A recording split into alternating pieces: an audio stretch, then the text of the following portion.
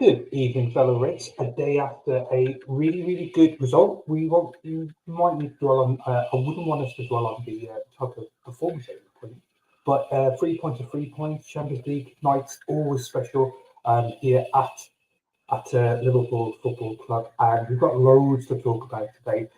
We've got a really, really, really good group of guests tonight as well. People that I haven't spoken to before, so I really want to kind of get their ideas about the match yesterday and some of the news, some of the breaking news that came out today as well. And we'll see if that's actually going to be something to talk about itself. So straight away, we're going to be talking about that. So Khalil, thank you for joining today. So yeah, we're going to talk about that as well tonight. But let's kind of just start off straight away with introducing my guest today. Kings, how are you, my friend? I'm good, thanks. How are you? It was nice to be chatting today after yesterday's results. So yeah, I'm in a pretty good mood, to be fair. Yeah, and I think on the whole, apart from one weekend, we've had a really, really good, good start to the campaign. Obviously, and everyone's happy. You'd think that everyone would be happy, but there are some that aren't, and we can kind of delve into that as well. And Reese, how are you, mate? I'm good. Can't complain. Obviously, we won yesterday. I still think the performance could have been a bit better, but like I said, we got the 3 points. I'm just ready to talk about what we need to talk about with Trent, a couple other things. I'm ready. Yeah. I like it. Good. Yeah, we're going to talk about all those things and what's the ramifications about the potential outgoings, or whether it's actually just a bit of PR, and whether the club actually will announce some good news sooner rather than later. Anil, how are you, mate? I haven't spoken to pretty much everyone on this panel today, but yeah, how are you, mate? I'm okay. I mean, we won yesterday, so I come into work today in a bit of a better mood. But yeah, just like we said, the performance wasn't the best. Like I just thought that the intention was there when we started the game, but then I think Charlie credit to Bogner as well. They did quite well, but yeah, the performance could have been better, and we could have been a bit more clinical. But yeah, I'm good in general, to be fair. Yeah. Nice to meet you as well. I mean, let's stick with that. Let's kind of delve into a little bit more about last night's performance. What are your general thoughts about the performance? What were the issues? Were we just took a foot off the gas after scoring so early? A really, really positive start. We could have scored even earlier than when McAllister actually put the ball in the back of the net, right? So what are your thoughts anyway, Neil? I think it's a bit down to concentration, a bit of loss of concentration, because we started really well, and we allowed Bogner to go into the game, and when it came into the final third, we just weren't like the final ball just weren't good enough. Like I see that like Salah obviously put in an amazing ball for the first goal, but then a couple of times as well where he's a bit sloppy with the ball. It's just about like the attackers and just not like taking advantage of any opportunities that are coming our way. But I think like there were some players who surprised me, but yeah, Szoboszlai is really good. I think he deserves some praise because he's getting criticism a lot recently. And I thought Gravenberch was top class as he's been so far this season, and defense did all right as well. I think Trent went at his best yesterday defensively. But yeah, I think in general it's more about concentration, because the way we started, we weren't able to sustain that, and we allowed Bogner to go into the game. Yeah, no, I totally agree with all your points there. Kings, is there a concentration problem at Liverpool? Is there something that we're missing? Is it a bit of, I don't want to say fatigue, but Slot seems to be persevering with a particular 11, or let's say 12, 13 players as his core players, and he's not rotating as much. Do you think there's a problem there? Is he relying too much on on certain players and playing out the game, and that brings that mental fatigue in rather than actual quality of the player and their physical fitness. The problem is, I mean, how many games have we played so far with the Champions League and the league itself? What are we on? 8 games? I don't know. I'm trying to think off the top of my head. I'm not sure. Yeah, I think it's about 9 games. Yeah, you know, so it's not that many. I don't know if it's fatigue. The problem we all forget is that Slot's come in. He's new, and he's still trying to impose himself in the game. You know, so these players may have been with him all summer, but at the same time, it's a completely new formation to them, a new style of keeping the ball more. It's not 100 mile an hour like it was with Klopp. So I think some players maybe are just switching off their concentration a little bit sometimes, and they're not 100%, you know, this is how we have to do it. Sometimes they just make a mistake, maybe throws them for a few minutes, and then the next time they get the ball, they do another mistake. Just because he wants, well, if you listen to him, obviously he wants it particular perfection. He doesn't want mediocrity, and which is fair enough. And apart from the Notts Forest game, they haven't really. You know, they've won, they've been doing okay. But I do feel because it's early days with his formations and the style he wants to play, that I don't expect it to be perfection every game, because it's impossible almost. I mean, it's impossible even for Man City. You know, with Guardiola, he's been there years, and it was with Klopp. You can't get perfection every single game. But I do feel that because they are new to this to a point, that there is going to be some games that we think, well, this isn't working. And then for the next 3 games, it could be fantastic.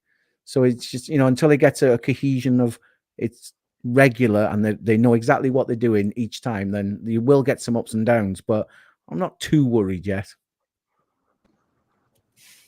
Yeah, good. No. I agree with those comments. Now, Reece, I'm going to ask you, should we have put the game to bed way before even Bologna started playing a little bit of football? Is there a little bit of complacency there where the kind of the same conversations keep cropping up with our attacking line? Yes, we've been scoring goals, but we don't seem to be putting the teams away soon enough. You know,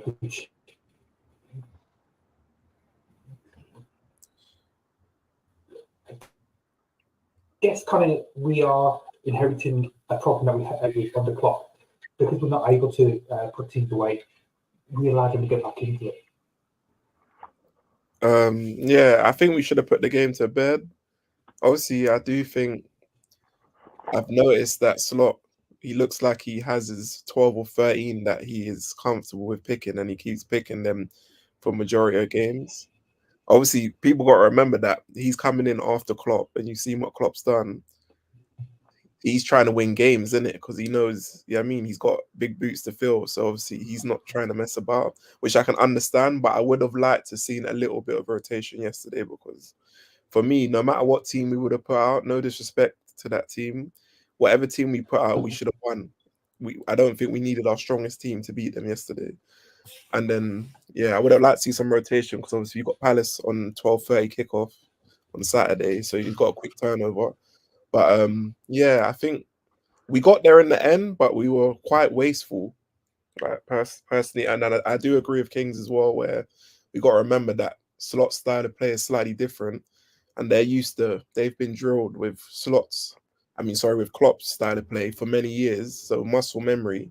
That's what you kind of saw when we played Nottingham Forest. It kind of looked like we was doing a bit of the Klopp thing again, where sometimes it's not working and you start panicking and rushing passes and not doing it like slowly, progressively. And that's what kind of happened a bit yesterday, because it was comfortable. The next thing you know, they started to grow into the game and they were kind of passing the ball around. They had a few chances. So I still think those things are going to happen, because obviously it's going to take a bit of time for them to get used to Slot's style of play. He's only worked with them for a few months.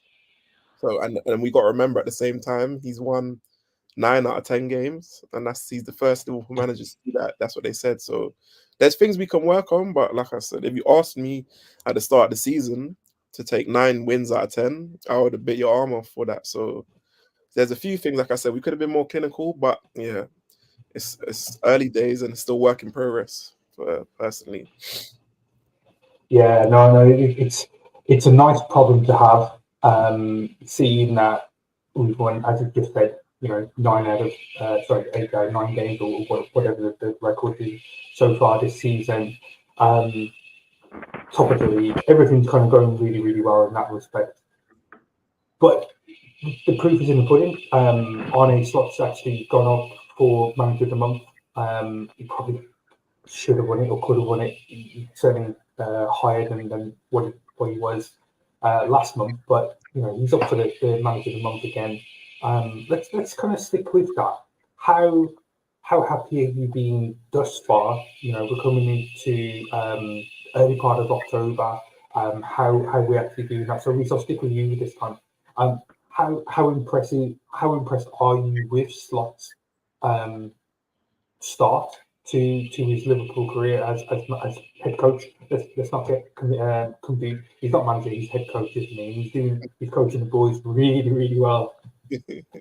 No, I've been very impressed because obviously I didn't know too much about him before we got him. I kind of had to go and do my research after we got him because he kind of just came out the blue. He was linked obviously with the sporting manager for most of and Alonso. Those were the two, but I think he's a really good manager.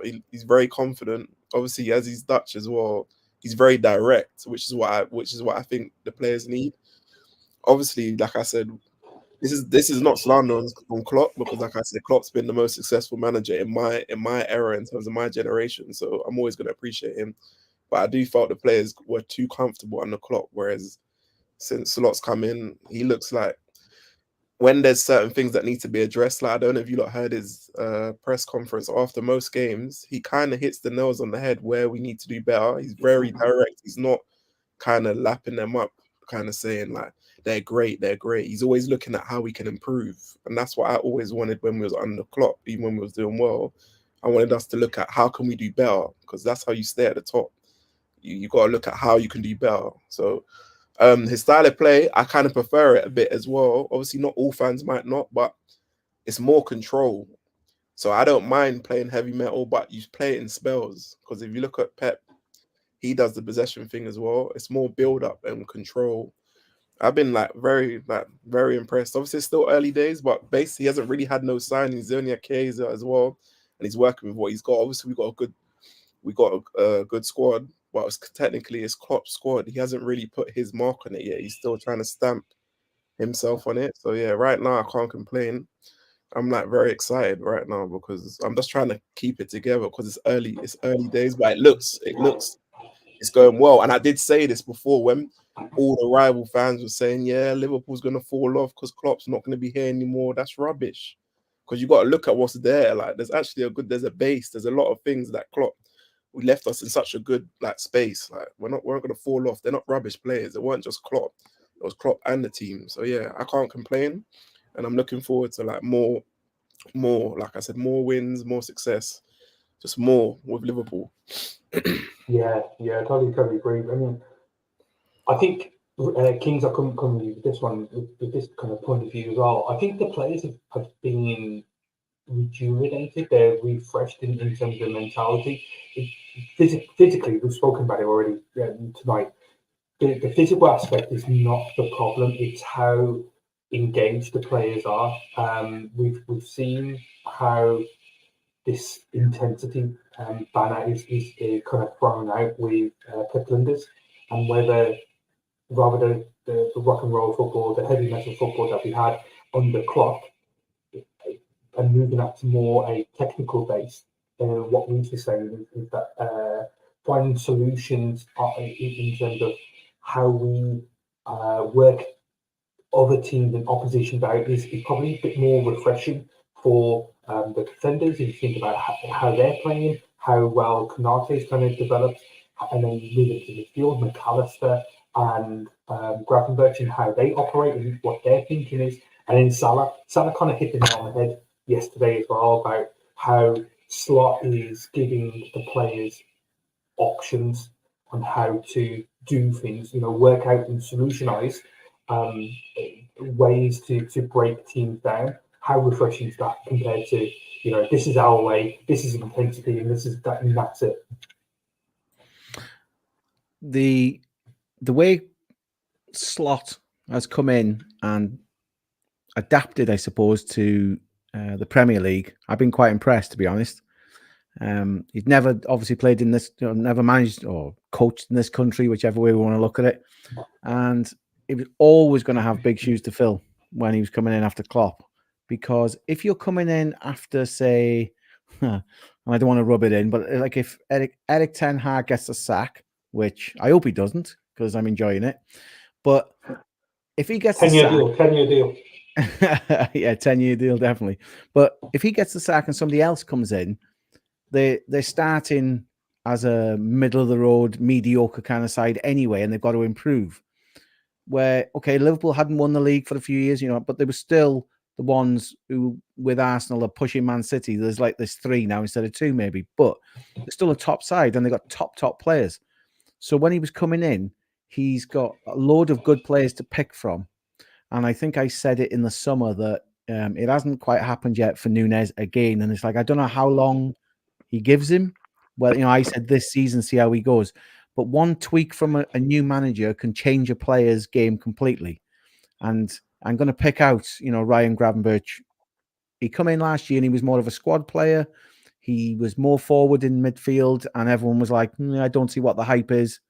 He'd come in, and this season he's moved into like a number 6, and okay, arguably on some games, but on most of them, you could probably say he's been man of the match for Liverpool. He's played that well. And all it took was a little bit of vision from somebody different. And I am never, ever going to sit here and say anything bad against Jurgen Klopp. He was a fantastic man, fantastic manager. But sometimes you get lost in this is my way or no other way. Kind of, you get set. And I think he's come in with a fresh set of eyes. We were all frustrated in the summer because they didn't buy lots of players.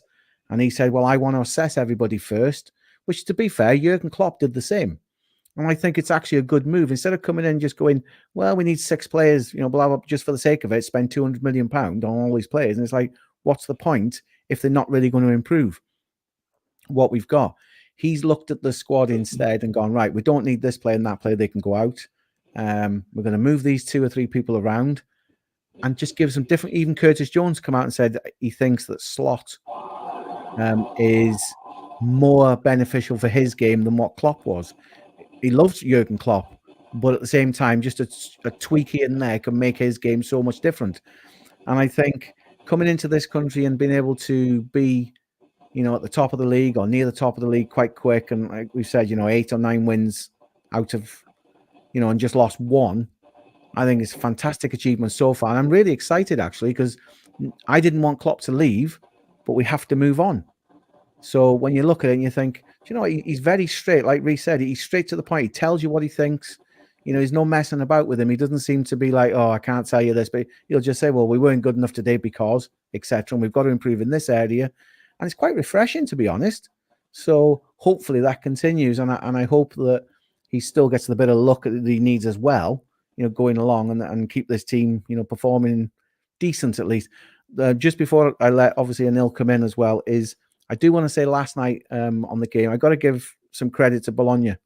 They weren't vastly experienced in the Champions League before this season. I think it's only their 2nd game. And to be fair to them, there was a point yesterday that I was thinking, we weren't 100%. That's fair.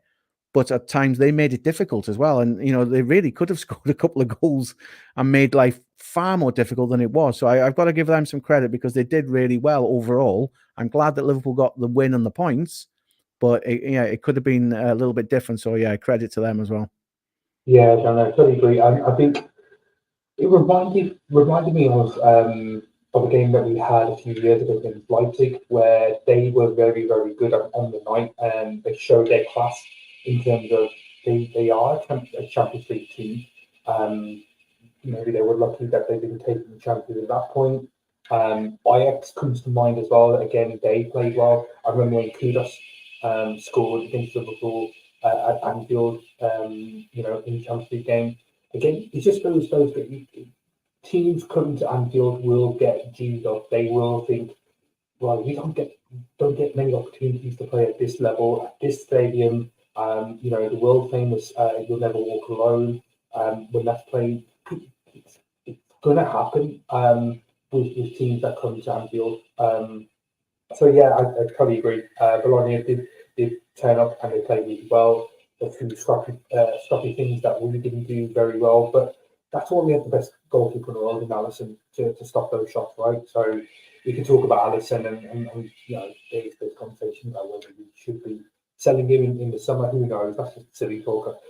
I love the man. I think he's brilliant. But yeah, Neil kind of King's made a really, really good point, and that comparison. I think I'm going to ask you about that comparison between Eric Ten Hag and spending 200 million plus on a few Ajax players, and the difference between that and Slot. How impressive is that? That Slot isn't a case of I'm not going to go for with that from Feyenoord. I'm not going to go for XYZ from my old team just because I know who they are. Is that just the way the man is? Is it the best thing for the club to carry on doing this as well? Not going for players just for the sake of it. Yeah, I think the best managers, they can work with a lot of different type of players. So Ten Hag, going back to the players he's already worked with, it's not as impressive because he's just trying to replicate what he did before, so use the players. But the very best managers, they can work with a lot of different type of players and get the best out of them, like the way Slot has done with Gravenberch, with Konate. Konate doing really well this season. So yeah, I think what Slot's done has been very impressive as well for his first season in England. Been an incredible start. Like I would have taken it at the start of the season. Someone said that to me. And I think if we win on Saturday, that would be a better start than it was last season. So yeah, I'm happy. I'm happy. Slot's done an incredible job. I think he's like I think Klopp has left a really good squad in place anyway. And Slot comes in and gives them new ideas and just like tweaks a few things, and that obviously helps certain players. And I think it's like you said, it's refreshing in it to see a new way, a different style way of playing. And I think the squad needed it. They needed new ideas. They needed that like fresh hunger. So I'm really happy. I'm really happy, and I think Slot's already shown you the better mind than Ten Hag already. Yeah, I mean, let's go with this question, and I think there's a bit of a again a comparison between players this time around. So if we look at the impressive start that Luis Diaz has come in, starting really, really well, or we look at Gravenberch, it looks like it's a bit of a fine tuning of a really, really good player, and taking them to a new level. Whereas if we look at Darwin, and this isn't going to be one of those streams where we're just going to be slagging off Darwin Nunez, but are we falling out with Darwin a little bit? Are we running out of patience? Is the time going? Reece, I'll come to you on this one. Is there something that we're missing with Darwin? Is there? He was brilliant, the odd game a few games ago, but then again we're just going back into the same issue, just not doing enough. It's a tricky one with Darwin because obviously you could see he doesn't look like he's Slot's type of player. You see he's playing Jota, and then for me you also got to remember, to me Nunez is a rhythm player, so he's not one of those guys who can just come in and play one game and hit the ground running. He needs 3 or 4 games. The problem is, does he have 3 or 4 games? Because he doesn't look like he's the first choice. Obviously, when he came in the other day, he scored that nice goal against Bournemouth, and then he played well against West Ham. But then I think when we had the league game, Wolves, obviously he wasn't available. So it's like the rhythm's messed up a little bit. And it's more pressure as well because he's in his 3rd season. And obviously with Klopp, I think they're more chaotic, or Captain Chaos, or the football a bit more like 100 miles an hour suited him, where this is more a bit slower, more precise. And then obviously you got to kind of take your chances. And you can see he wants to do well, but even yesterday you could see he looks like he's under pressure because he's rushing. Like he had 1 or 2 chances, whereas like I get he's a striker and he took a touch to shoot. I understand that, but there was someone in a better position, or you didn't have to be so hasty. But because he's just chaos, it's like he can't help himself. It's tricky. It's tricky for him. But then at the same time, if we be honest, Jota hasn't been great this season, and he's still been playing Jota. Jota's been all right, but if you look at a lot of games, he's not been great. He's been not like, I mean, considering he's our killer, he hasn't been great, but he still keeps sticking with Jota. So in some ways, you can see it from both sides. Nunez not maybe getting a look in, and then when he does, there's pressure because it's like, oh, he has to take his chance. But it's not like Jota's setting the world alight. Obviously, we're winning games, so it comes some players kind of get to hide a little bit, but I don't think Jota's really hit the ground running properly yet.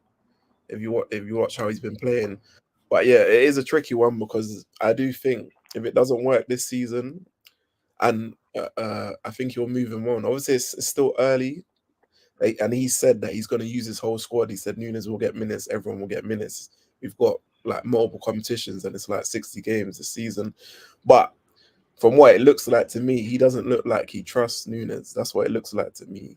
You could see which players he trusts, because Endo, Nunez, there's certain players you can see he doesn't look like he trusts them. If he doesn't have to play them, he's not going to play them. That's what it looks like. Whereas Klopp was kind of playing everyone, he will give everyone a chance, or he might play someone when they're not playing well and keep playing them. Slot don't look like he's that kind of manager. If you don't show something, it's like you might not see that person for a few games, few weeks, few months. So yeah, it's a very like up and down. I know the fan base is split because obviously a lot of fans are behind him, but then at the same time he does get a lot of stick. So yeah, it's a tricky one for me. It is a tricky one. Yeah, it is a tricky one. I think we spent a lot of money, and I think very similar to Szoboszlai, isn't it? A lot of people aren't convinced by Szoboszlai and what he does for the team. A lot of people will say, yeah, he's young. He's the same age as Gravenberch, and he's younger than Trent.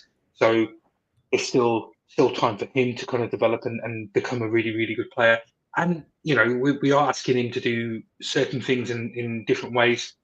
He's basically the runner. He's ran the most in the Premier League so far this season. Certainly for a Liverpool team who are known for being really athletic and the first presser, as you could say. He initiates the press itself. So he's doing certain things in a different way. Whether that would work if let's say like Zubimendi came in, how that kind of disrupts the midfield.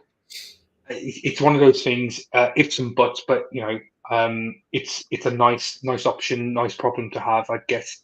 But Kingsley, okay, so let's say if Jota doesn't continue performing, he doesn't score as well as he should do. Nunez isn't the type of player. Do we look again internally? What options do we have? Gakpo, for example, he seems really set playing on the left, but then we have so many players who play on the left. Luis Diaz, who started the season really well, and then Gakpo obviously has scored some goals already this season. What options do you think we have, or do we look outside? To be honest, I don't know if we have got that many options right down the middle. I mean, you've got players who are younger like Jadon Danns. I know he's injured at the moment, but I think he's possibly too young to come in and be that new player that we need. Nunez, he is struggling because he's not getting a lot of game time. So from that, you can't get continuity. Like Reece says, if you're going to play 4, 5, 6 games on the bounce, you get a rhythm. You get a feel for it, and you get a feel for the players around you. But if you're in and out for 20 minutes or 10 minutes or whatever it is, here and there, you can't get no rhythm at all. So if you've got to run a games, then you might not have to look elsewhere. But at the same time, I wouldn't be surprised if he does leave at the end of the season. So I think, is he going to struggle on until January? Definitely. By then, it's difficult to pick up a top striker in January because the price is ridiculous, because everybody wants their players. In the summer, it's a bit different. it's a real difficult one for Slot, to be honest, because like you said, Gakpo, he sees him as a left winger. Diaz plays on the left. Jota's not really cutting it. And it's like, so who do you move around so much? There isn't a lot of options to put up front unless he changes the style to maybe a 4-4-2 and has Salah and somebody, and maybe somebody just behind instead and tweaks the formation. But unless he can get the best out of Nunez, I think he has got a problem on his hands, to be honest. It's one of those that potentially could come back and bite Slot on the club, for not doing anything last summer. But we'll have to wait and see, really. Go for it, Reece. Go for it. The one player I was going to say we should watch, and I know we're probably not watching him, and some people might say, "Oh, he's overhyped and whatnot." Is Joran from Aston Villa? I think people should keep eyes on him because I think he's a good striker. Obviously, I know people might not want to hear this because some people don't want Nunez to go, but I still think we're going to need to get someone because whether Nunez stays or not, Jota's body will break down because he can't play a whole season. That's why you got to manage him correctly. And like Kings said, we are short there, but that's the only thing. Yeah, because did you not see his goal the other day against Bayern yesterday? I know Neuer was like, "What's he doing?" But at the same time, what do you see? A lot of the time when he comes on, he's scoring a lot of like good goals. He looks like a proper player. I know they asked Aston Villa this and that, but people got to give Aston Villa their credit as well because they're not a rubbish team. A lot of the time, people keep acting like they're just a fluke. They got a good manager, Emery. Like that was a big win yesterday, and I think he's a good player. He scores different types of goals, and he looks hungry as well. When he comes on, he's always scoring. That's what it looks like. But yeah, that's what I wanted to say in terms of that. Yeah, no, really, really good goals. That Thunderbolt the other week, to win the game in the league was phenomenal, and he looks like a really, really good player. Whether Villa would actually let go of the player, it really depends on where they finish in the league. This year, I'd say if they finish outside of the league, it makes it really easier. Makes it easier for another team to come in and say we'll drop X amount. Who knows? That's maybe an opportunity. But Neil, there's been a rumor today. We're talking about another striker actually, and we've kind of hinted at it already in tonight's kind of stream. Karim Adeyemi, 22 years old, suddenly he's now become a target again for Liverpool, and we're supposedly willing to spend 42 million on him. Whether that's in January or the end of the year, in the summer itself. But German paper Bild has come out with that itself. What are your thoughts about that? Do you think he's the type of player? He's absolutely lightning quick, but how good is he really? I'm not sure because I know from a couple of years ago before he made the move to Dortmund, he was a really exciting young player, and I think since he come to Dortmund, he's been on and off. He's hot and cold. Like there's been times where he looks really good, but I think in terms of end product, he's not quite there yet. But then I'm looking. I did have a look at his stats earlier, and the start of the season, it's looking really good. I'm just wondering if he'll be able to sustain it and how consistent it will be throughout the whole season. But he's still only 22 years old. He's rapid. He's a really fast player. I think there's good potential with him. I think he can definitely become a top player, but he just haven't shown it yet. So if he has like a really good season this season, and we are looking for somebody to be understudy for Salah, then what? Yeah, maybe. But I haven't seen enough of him. I haven't seen enough consistency from him, enough end product for me to go, yeah, definitely go for him. Yeah, is he just another potentially Christian Pulisic or Jadon Sancho who isn't really the real deal when they move out of a German league? A good Dortmund side, but once they move abroad, they really, really struggle. We've got countless examples of players that just don't really hit the ground running when they move out. Reece, let's stick with you, Neil. What are your thoughts about that? I'll let you finish your drink first. But what do you think about players coming from Dortmund? Jude Bellingham's obviously a phenomenon. He's a different class. He's playing in a Real Madrid team. He and Haaland obviously, but What about the other players? Do you think there's just a group of players that leave Dortmund and don't perform? Do you think Adeyemi would be that type of player, or would he actually perform and work well in this Liverpool team? I think with the players that have been doing really well at Dortmund have left in recent years. So you've got like Sancho, Bellingham. The ones that haven't worked out is like Sancho. He went to a Man United team who's really struggling, and you can see now even when Sancho got to Chelsea, he does look better because he's playing for a team that's playing better football and more, you know, more like fluid and attacking players, and he's able to showcase his ability on the ball. Whereas at United, it's more difficult for him to do that. And then even when he went on a loan at Dortmund, he looked well. And Bellingham has done really well since leaving Dortmund as well. Haaland has been a robot, scoring goals all the time since leaving Dortmund. So I think Adeyemi, he could be really good. I just don't want us to make a move for him just yet because I haven't seen enough like in terms of end product. And if we're getting someone to replace Salah eventually in the future, you want someone a bit more established, someone who more likely to slot right in and perform straight away. And I think we need to look at more of what we're going to do if Nunez don't perform. So I'd rather us go for a centre striker if we are to go for attacking player in the summer, so we can place Nunez. So like when Reece was saying about Duran, that's not a bad shout. I do like Duran. I just think my only issue with Duran is he tried to force himself out, didn't he, in the summer? And I remember doing the Instagram streams and the West Ham things. So I'm not sure about his attitude a little bit. I don't mind. I wouldn't mind a João Pedro either from Brighton, but I think I want to see how he performs throughout the whole season, and if the consistency is there, I think he might not be a bad shout as well to replace Nunez. Yeah, I was just looking at Duran, and I didn't realise he's only 20, Reece. But yeah, it seems like an absolute phenomenon. He's Phenomenal young, player. very young. Yeah, really young. Already scored in Champions League. If it wasn't Adeyemi, if it wasn't Duran, would you be willing to still sell Nunez and try to think of someone else to come in, or do you think you pin your hopes and hat on someone like Duran? With me, if you look at the market, there's not a lot of strikers in terms of high.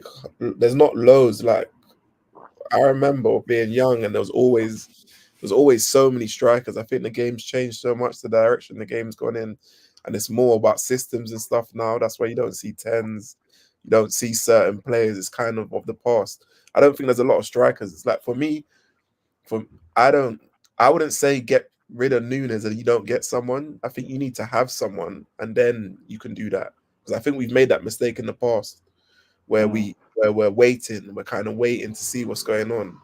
So, like I said, you never know. It's still early. Like I said, for all we know, Nunez can end up having a phenomenal season and something clicks. It's only been 7 or 8 games, but they strike me, like I said, with Edwards and everyone who they've got there with the committee, and that how we've always been is we don't just go and rush and sign anyone. They kind of assess it properly, and when they find the profile, they'll even if they don't get him straight away, they'll go back for him.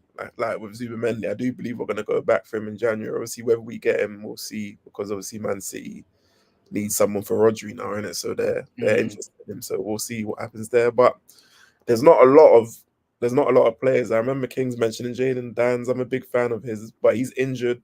And you got to remember, you don't want to put all of that onto him because he's still young. He's still got a lot to learn, even though he's very talented based on what we saw last year. But yeah, there's not a lot of options right now. Like I said, I think we've got to stick with what we have. I think in the January we'll probably end up, like I said, maybe a DM or a centre back. That's what I'm thinking. But a striker, if we do address a striker, I don't think that'll get addressed if it needs to get addressed until the summer. So Yeah, we just got to kind of work with what we've got. And Nunez has got to step up, and even Jota's got to step up, because like I said, the options there are kind of short. One of them gets injured, is a problem, because or say if both of them got injured, there's a problem there. So touch wood, hopefully none of that happens. But yeah. Well, yeah, we've already seen Chiesa. He didn't play yesterday, a minor knock supposedly, but you know, he for as good a price that that we got him for, and his age and everything that he brings, maybe his body's not cut out just yet for the Premier League. But Kingsley, in regards to the Adeyemi link, is that something that we want to be pursuing? And if rather than a certain kind of output, should we be looking at better and going for someone a bit more world class? And just kind of coming back to what Reece is saying, the market isn't great at the moment. You look at number sixes, it's not a great market for that type of player. Left back is possibly something that we want to be looking at. Is that somewhere that we probably need to concentrate on? Again, you know, those conversations for another day. But Adeyemi, do you think he is the right answer for what we're looking for? I wouldn't say he's going to be the final answer to the conundrum up front. What, like Reece says, you know, it's not about an out-and-out striker anymore, I don't think. It's a system. We play three across the front. And to be fair, we have done for quite a while, even under Brendan Rodgers. You know, it was always interchanging. And then as soon as Klopp come in as well, he would change people around and they just slot into a position. They weren't the number one striker, etc. I mean, I do wonder sometimes, like, you know, we've got Nunez and, you know, it's a bit daft to say because they can't play, but, you know, I do wonder with like a Torres, a Fowler or a Suarez playing for us now, you know, I think the goals would be flowing quite a lot more, you know, any of them players, because they were natural finishers. And I don't think Nunez is. Part of the problem for Nunez, I suppose, is he speaks very little English as well. He can't communicate with his teammates. He speaks mainly Spanish. And I think he finds that difficult if he's not, like we said, you know, he's not getting the game time and he's not communicating maybe off the field. It doesn't create a cohesive, you know, a bond between the players to maybe perform better. The guy from Dortmund, I mean, they do have a good track record, to be fair, of producing some decent players. I think he'd come in, if he does, you know, if £42 million in today's money, it's a lot of money to me, but to teams like Liverpool and etc., is it that much anymore? That's sometimes it's like we were going back to saying about Man United with Erik ten Hag.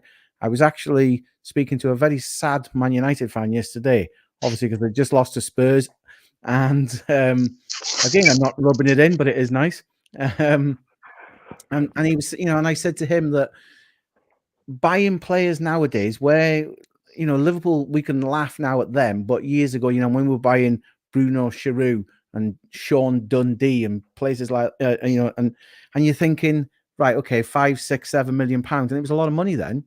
To get an average player now, you're still talking 25 million pound, and you know, because the market's changed so much, so you can buy 4 or 5 players, and you've spent 100, 150 million pound in the summer, etc., and you actually get half a team of mediocre players that don't really change anything for you. And I think that's what's happening to them up the road. But like I say, I'm speaking a little bit in jest, but £42 million in today's money in the Premier League is a decent amount, but it's not breaking the bank, really, is it? When you're getting players, even Liverpool last summer, you know, saying they're going in for Caicedo at £110 million. Now, they didn't even get him. Whether that money was actually there, we don't know with FSG, but, you know, they said it was. So I think if he came in, he'd be one of a number of players, maybe.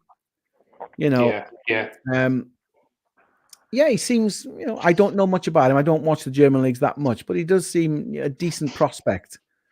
Whether Liverpool say, you know, he's the only one they get, because they could probably get him and somebody else, and then that might make a difference. But, you know, we'll have to wait till the summer, really, because it's I can't see it happening in the winter break in January. Like we said, you know, it's maybe going to be more defensive minded if they do go for anybody.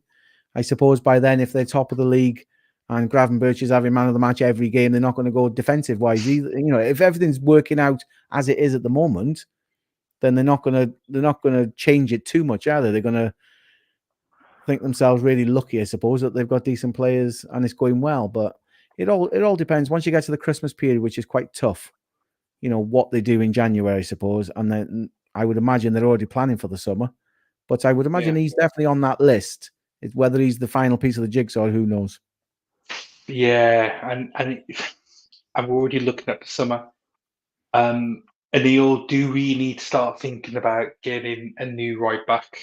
Because talks of today, and the contradiction of reports that came out today. One side of it is Real Madrid have made contact with Trent Alexander-Arnold. It's the thing that we wanted to talk about at the top of the show. But let's see what happens in there.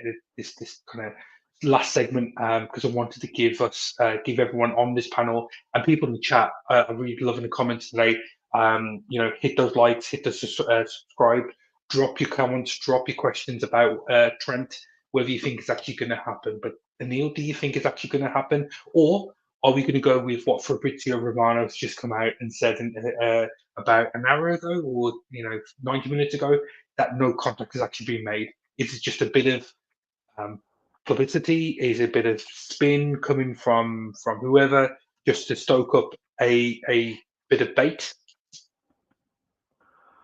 I think it could definitely be because Real Madrid just lost the Champions League and they're trying to make the supporters feel better by putting out some good news out that the links with obviously Trent is best right back in the world. So, but I'm still feeling positive about Trent based on what was said last time on stream from Fabrizio Romano. And just the reports that are coming out, there's some reports from Team Talk. I know Team Talk's not really a credible source, but saying that we're going to offer Trent a high wage. I'm trying to stay positive, to be honest. It is Real Madrid at the end of the day. And Trent is an elite player, and he wants to be playing for the best trophies. He wants to be going for Champions League and the top honours every season. And he deserves that, to be honest. So I do understand why he could be tempted by Real Madrid and why he might want to go there. But I'm still hoping, because he's a Liverpool lad. He wants to be captain one day. I think in the end he was going to stay, but it's not an easy one. So I think I want Trent to be the first one to get done, because then that's probably the hardest one. And I think once Trent is done, then the others will fall in place as well. It's not. I don't like hearing it. I don't like seeing speculation, to be honest. We need to keep him. He's one of our best players, and I'm just staying hopeful that he's going to sign the extension. Yeah, and I think it's a difficult one, isn't it, Reese? So if you think about the three big players that are their contract is coming up, if you're Virgil and Trent, are you looking to see what happens with Salah first? If Salah gets done, let's think of it this way. You then start thinking, look how much he's getting paid. So he's the benchmark. So let's say we give Salah 350 grand a week, then that gives ammunition to Trent and to Virgil. Say, I'm captain. I'm vice captain. I am born and bred in Liverpool. I'm a Scouser. Why are you offering me 250? I want 280. I want 300 grand if Salah's getting this. Does that kind of play out? Just like what Anil's saying, I think it's going to be the hardest. The reason being is because people are probably waiting for Salah and seeing how much he's going to earn. Is that something that is holding things up? Is this all talk? What are your thoughts about the Trent situation? Potentially, like I said, I try not to watch that stuff, but as players, I think they do watch that stuff. And obviously, Liverpool are quite tight with their budget. They've kind of always have been when it comes to wages. Obviously, Salah, he's already on 350 already. So if he's going to stay, I don't know. For some reason, I don't see them offering him more. He'd be lucky. More bonuses? If anything, it's going to be more bonuses, yeah? Yeah, maybe more bonuses. But I don't see them offering him more money because they're going to say the age. They're going to say, look at the age and whatnot kind of thing. And then also at the same time, I don't know. I think like I said, I would like all of them to stay. It should never have really got into this position. They're three of our best players, but I think Trent should be the one that gets prioritized because he's the The future. Age-wise, he's a scouse, and he's next in line in terms of he wants to be a captain and whatnot. And obviously, the ball is in his court for me because they've left it that late in terms of how much money he wants. I think they're going to have to, if they do, they're going to have to give him at least 300k at least. And I think he's on 180 now. Obviously, he just got a new deal from Adidas as well. So I think he's one of their main men alongside Bellingham. All of them have, when you look at it though, they've all kind of reiterated that they want to stay. Even Alisson has come out and said something recently that he wants to be at Liverpool for the rest of his career. So from what it looks like, they all want to stay, but obviously the club might have other ideas. It's very tricky, like because with Trent, obviously, like what Anil said, when I heard this today, I was like, huh? Like this don't make sense. Like, where's this coming from? But then when I thought about it, Real Madrid just lost. It's PR. I'm not saying he can't go there because there's just a strong chance he might. Like we've kind of put it in that position there, but I still do believe that he's going to stay because he's a Scouse. I'm not saying he's not ever going to go to Real Madrid, but I just think he's a Scouse. And he said this before that it's different being a Scouse. He wants to be captain and whatnot. So we'll see. The only thing is I'm not sure if we're going to keep all three. I could see maybe two of them, maybe. But because of the age thing, like if I had to pick, I want all of them to stay. But if I had to pick two, it would be Van Dijk and Trent. And that's nothing against Salah. I think Salah's a phenomenal player, and I still think we should keep him. I just think in terms of the money he's going to want, I don't see them offering him more. And he's going to probably want more money.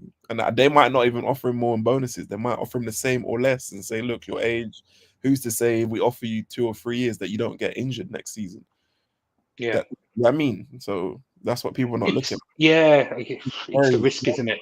Yeah. It's very tricky. Like I said, we should never have been in this. When Klopp and whoever was there, I can't remember who the director was. So it was Julian Ward, and then he left, and then Jörg Schmacht, whatever his name is, he came in.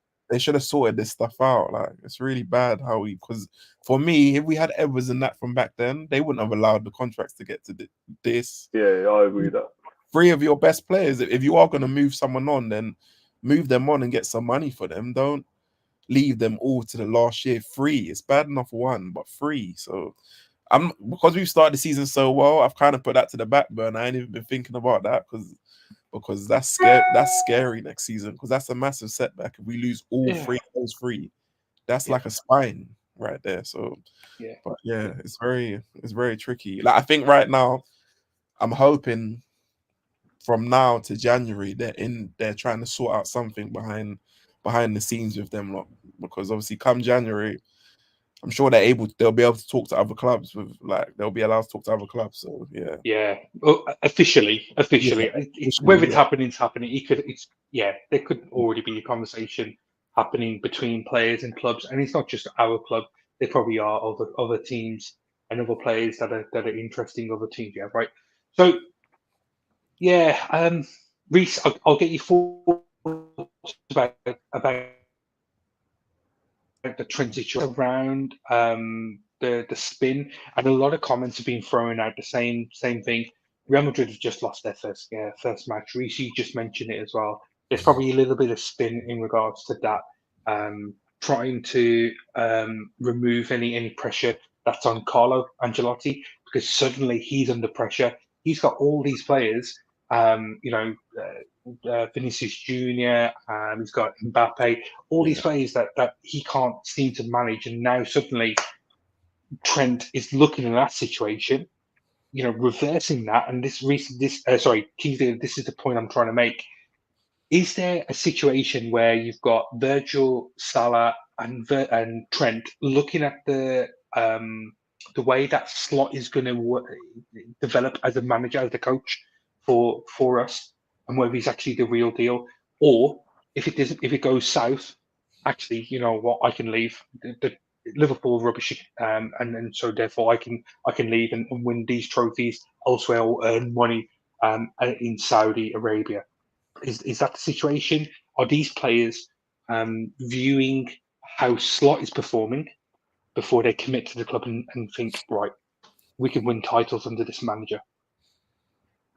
Is that one? Is that for me? For Kings, but yeah. And then we'll come back to you, Reese, about that point. To be honest, I'm sure they both, all three players are looking at Slot and thinking, is he up to the job? And so far, he's doing okay. And I'm sure, as we said, Slot is assessing them, going, are they up to them? Even though he knows how good Salah is and Virgil van Dijk and Trent, because, he will have known about them before they even come to Liverpool. But at the same time, they're working each other out to a point. Am I going to be a regular, etc.? It goes back to the other players like Nunez. He's looking at it and thinking, well, am I going to be a regular? If not, I'll move on. And I'm sure Salah, Van Dijk and Trent are all thinking the same. From the other side of it, you've got the change behind the scenes, Klopp leaving and the, Edwards and Hughes coming in as well, is a massive upheaval in the last few months. And I'm not saying they forgot, they haven't, but it just obviously works through the system then that they haven't got round to doing the contracts yet. That doesn't mean they're not getting done. I was watching the game last night and I think it was Steve McManaman was saying, he said, they have open talks. Now, whether he's slipped up or whether he's guessing, I don't know. I'm not there. I'm not party to them conversations if they're taking place. But I would find it very odd if behind the scenes in private, nothing has been said to any of these players. And like you said, there's other clubs. Real Madrid are one of the best at unsettling other clubs' players through the media. The Spanish press, they don't do it themselves, so they don't get in trouble so much. They just put it out to their favorite newspaper or journalist. Right, yeah, this is it. And then they start putting stories here, there, and everyone. It unsettles players because they're like, well, if they're interested in me, I might go to them. We know that Trent is big pals with Jude Bellingham. So he's obviously in his ear as well, going, it's always sunny in Spain, pretty much. And, the money's going to be here and your adulation and you could go for more European Cups and you can't deny any of that. But as Reece said, he's a local lad. I'm just picking him to start. He's a local lad. And I do think he is going to stay and he will be, like Gerrard, he will captain that club. And he'll be very proud to do that, I think, because I think he is Liverpool through and through, personally. The other two, it's a difficult one because their age is against them.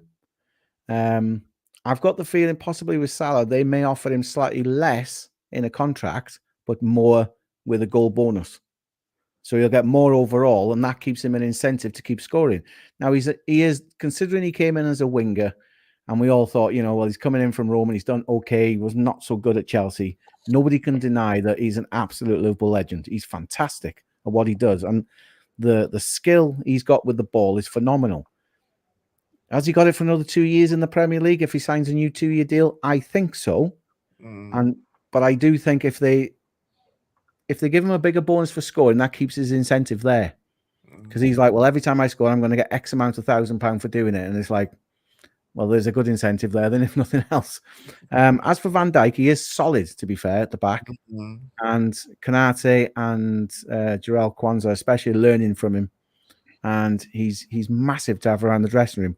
I would give both of them a 2-year deal, personally, if they'll take it.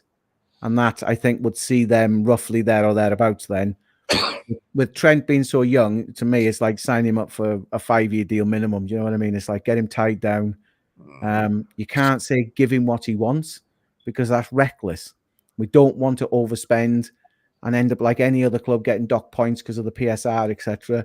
You've got to do it responsibly. But I can't believe that behind the scenes they are not talking to each of their representatives, even if it's not direct to the player.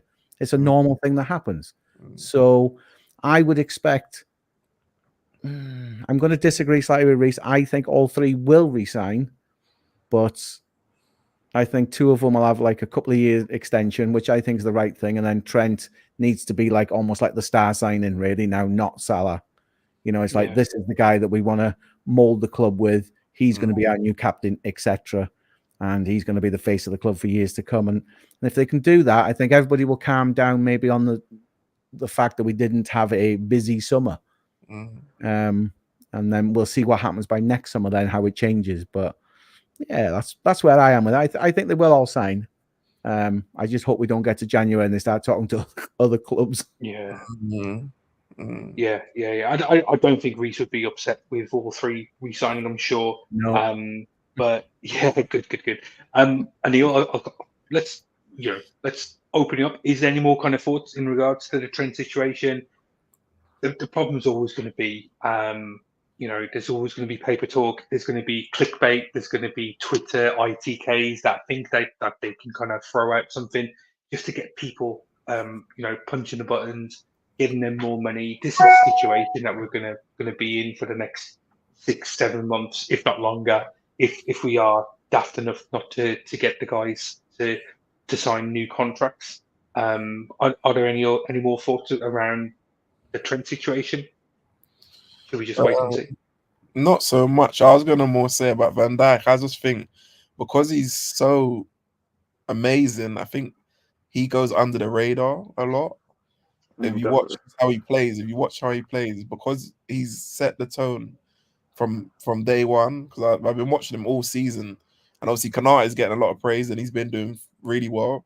But it's like, because Van Dijk, I don't know his positioning or just reading of the game, he's just like another level. Obviously, I know he won't get back to that level after that injury from Pickford, but he's not far off that level. He's just, for me, if you just the reading of the game, because Kanata is a good player and he's still learning. But if you look, a lot of the time, because he's going into tackles and this and that, is because his positioning is not always correct. So then he has to make up for it, and because he's a bit younger, that's why he's running around, galloping around and whatnot. Whereas if you watch Van Dijk, he doesn't really have to do that because he's always in the right position most of the time.